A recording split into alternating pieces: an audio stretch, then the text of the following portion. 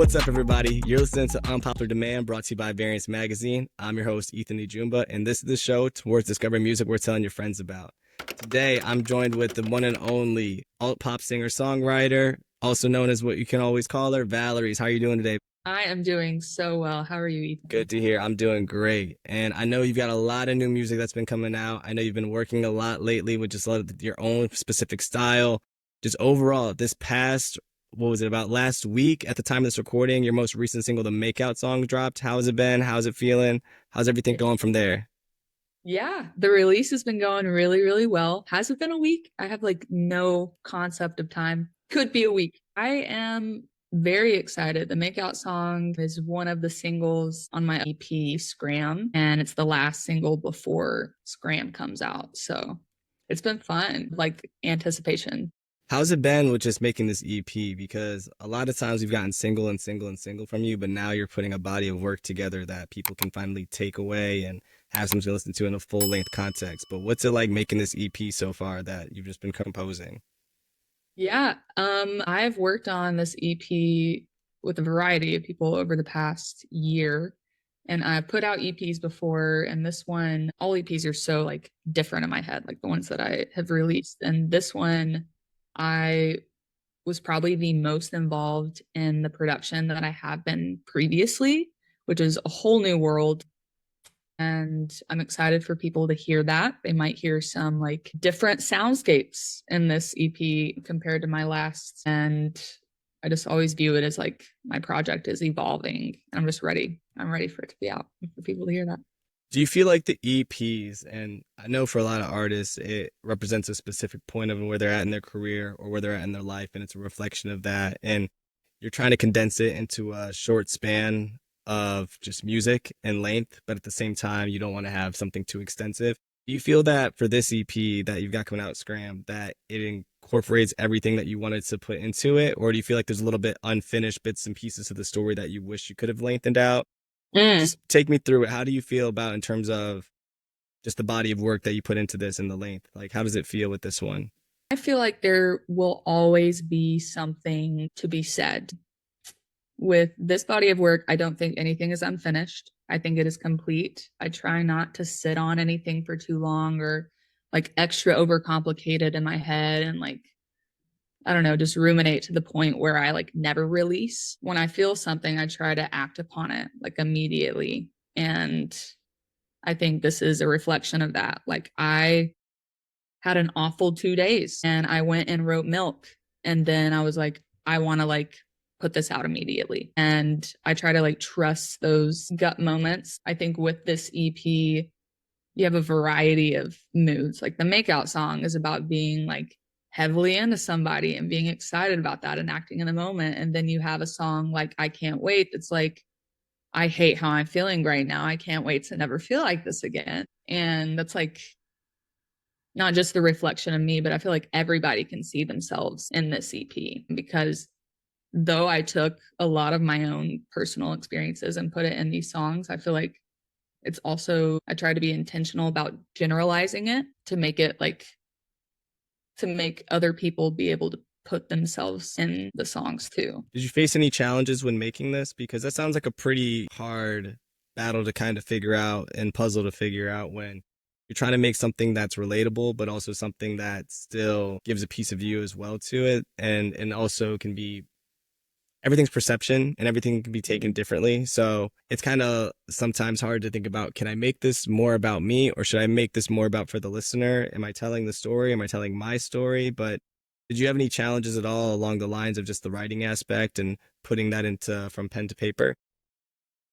Yeah, that's a good question. Challenges, I would say, I think the main challenge was like, what do I want to say? I try to write like stream of consciousness. I've always been pretty bad about consistently journaling, but that's something that I've really tried to like hone in on the past several months. And I'll just like freehand write and then look at this body of work and be like, is there something out of what I'm feeling in this that I can take and lean into? Like, it doesn't have to be Nancy went to Walmart. It can be like she went to the store. Like stupid things like that. I can generalize it, but still like know that that's me and like something that I truly feel and stand behind.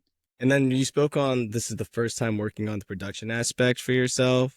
What did that entail? Did you start learning how to mix and master your own songs, or was it just the basics of the engineering? Did you just go ahead and download the softwares and try to understand the different instrumentations? But what exactly was it different in terms of how you came about the production aspect for this one when it came to working on it Yeah. yourself? Yeah, I previously, like starting off writing a while ago, it was just me and acoustic guitar. So like whenever I released music under my personal name, all of it sounded like Phoebe Bridgers because that's the only thing that I knew. And then I started working with producers who were like, "Hey, I specialize in writing like pop music. Are you willing to lean into that?" And I'm like, "I've never done that before." Yeah, sure. So the producer would do their producer thing. I would write because that's what I know how to do is like write some lyrics and melodies, and then we put it on top of a pop track, and that was a thing in itself. And over the years, I've like heavily collaborated with producers and relied on them and their talent. And I still like heavily rely on producers and collab with producers, but I downloaded Splice, which is awesome. And I just played around with like my parents got me Logic 2 years ago, and it's just been sitting there and I'm not doing anything with it. And I'm like, this year I want to make that worth their investment and also like learn how to do this thing. That way I could again evolve like me and this project and like Valerie's as a whole. So It is yeah, kind of yeah. scary to see somebody do something with the software. Like I've seen people use Adobe Creative Cloud, different applications, and I see how seamless they look when they make it, and I'm like, wow, I really want to be that good, but I don't know if I'm either just gonna have a comparison to that person, which is why I'm kind of like pushing it off for a little bit. But the same thing with just anything related towards a creative aspect. You see somebody do so great at it, or you've seen people do it, and you want to invest and you want to get. It's hard to take the first initial push. Yeah, When for it comes sure. down to it, like you see it, you know you have it, and it's hard to come to find that you're eventually gonna have to make some mistakes. You're gonna have to make some failures. You're gonna have to make some things that just aren't good in order to Want do that. something really, really well. To your point, I exactly see what you're saying, where you're like, I want to do this. I got to get this investment. I got to get a return, but it's hard to that initially just push yourself to finally go about, okay, it's time to take out the laptop, download the software, pull up some YouTube, playing Yeah. around with it, and next thing you know, you master it after a little bit. And it's still like a building blocks of getting better, of course, but still. I think the best thing you can be is be curious and be willing to be taught something. So I'm like constantly looking for different areas to grow and like learn in because I mean logic and production, most of it still goes over my head, but I'm like scratching the surface of like what that could be. So yeah, it's been fun.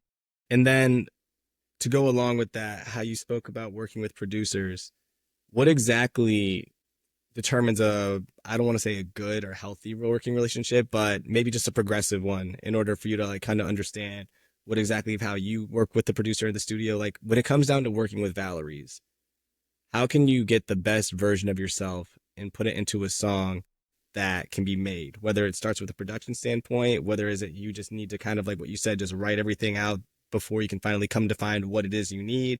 But when it comes to putting yourself in your element, what exactly can lead to that when it comes down to doing so? Yeah. Um, I think what comes down to like a good producer and somebody that you want to work with and collaborate with is somebody who can create an environment that you're comfortable in. So that's just being in a room with somebody who's like, yo, what are we going to make today? Like, is it going to be something that you've already written and you're bringing in like lyrics and we just make a track together? Are we doing something from the ground up? It's somebody that you can tell like is in your corner. And I think comfort is the key. It is a really important key to like focus on just because if you're in a position to be more comfortable, I mean, you should always have some kind of uncomfortability when you're pushing boundaries. But if it's overall, you know what you're going with and you know where you're taking things and how you're going to go about something to like plan it, it makes it a lot easier to just go about and just execute whatever it is you got going on and going forward. And then when it comes down to the music you make, it's considered alt pop based on your own terms of description. But when it comes down to it, why do you consider alt pop? Because I've asked this question before and no one has this specific, there's no right answer, but from the alternative standpoint, from what you can put into there and the pop standpoint, people almost think it's like one of those genres that work so well together. But in terms of your definition, what do you feel like sets yourself apart from being a traditional alternative artist and a traditional pop artist to make it considered alternative pop? Hmm. I am constantly trying to find ways to like defy what genre is. Like I never want to be put in a Of box. course. Um, so that's like the whole reason I stopped releasing music under my personal name. I just wanted to push those boundaries, and who knows, like 2 years from now, maybe I won't identify with like being an alt pop artist. I see it kind of as like ever changing. Um, I think with my most recent releases, alt pop kind of sums it up. Like some are more pop leaning, but most are like alternative, and they're both very broad genres too. So I kind of feel like I can move around a lot within the alt pop realm, but that doesn't necessarily mean that like I don't know, like planted in that. That makes sense. Yeah, of course. You're not going to be like only in one thing. Like you said, you're not going to be boxed and you're not going to be labeled as just one thing. Artist at the end of the day doesn't mean this kind of artist or that kind of artist. It's overall, it's your canvas and you paint whatever picture you want to paint Right. and we receive. But it's absolutely true of how you're stating it. It's like at the end of the day, alt pop, I guess, maybe is the closest description. Yeah. I guess. I mean, it's a subgenre nonetheless, and I think that's what most artists are doing nowadays. Like kind of like being more so the subgenre of an art of a genre versus trying to be traditional and just only go to the basic of what it is. Just because things evolve. That's just part of Right. life. Like we're not made to stay the same and only go that. If we started as that, then we're never going to grow a society or let alone as people. If the world was a spice, it would be flour with how bland it would be. Flower. Flour. And I That's pretty stand good. 10 toes down on that. Yeah. That's funny. I've never heard that before. And then just speaking on what you've got going on up next before we wrap up out of here.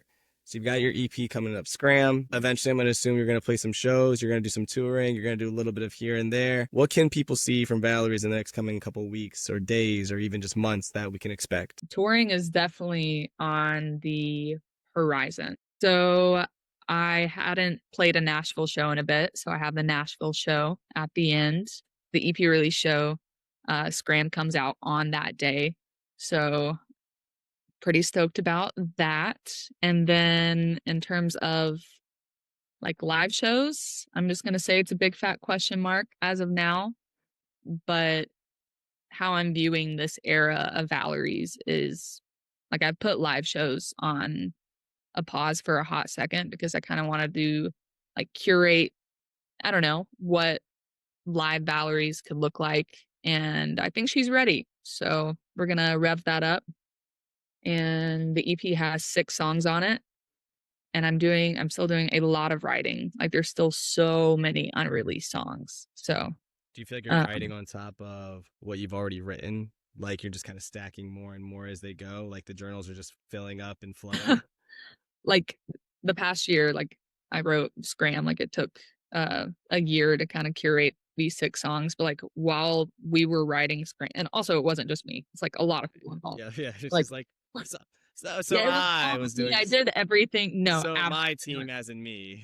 Yes, I could never do this alone. Um, but the past year, like through writing these 6 songs, there were a lot of other songs written. And it was just like, what makes the most sense in this collection of work? And to me, it was these 6 songs, but that still leaves like a plethora of other work. When those will see the light of day, I can't tell you, but they do exist. So yeah, TBD. Well, no, that's amazing. And I think as much people hate being anticipant for certain things, I think that's the best way. It's like you wouldn't get excited for Christmas if it was every day of the year or like Right. if it was more than one. So I think just from how you're going about it, from what we've gotten from the singles, from what we heard from Milk, from the Makeout Song, everything that you've released so far, I think it's worth the wait. And I just hope you continue to keep making the great music you've been making. And just overall, appreciate you coming on today. Of course. Thank you, Ethan, so All much. right.